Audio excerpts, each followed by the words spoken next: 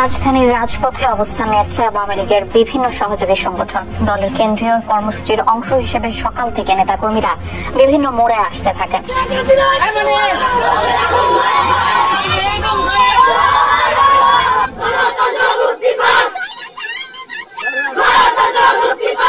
Awami League professor ইউনূসের সরকারকে অবৈধ বলে, আর বিএনপি বলে ম্যান্ডেট নাই পরিবর্তনের।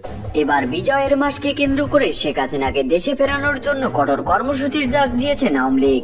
আর এই কর্মসূচির প্রধান হিসেবে থাকছেন শেখ হাসিনা পুত্র সজীব ওয়াজেদ জয়। নিজের মধ্যে যদি আত্মবিশ্বাস থাকে আর দেশপ্রেম থাকে, তাহলে কিন্তু নিজের দেশের জন্য সবকিছু করা, নিজের দেশের মানুষের জন্য সবকিছু করা সম্ভব।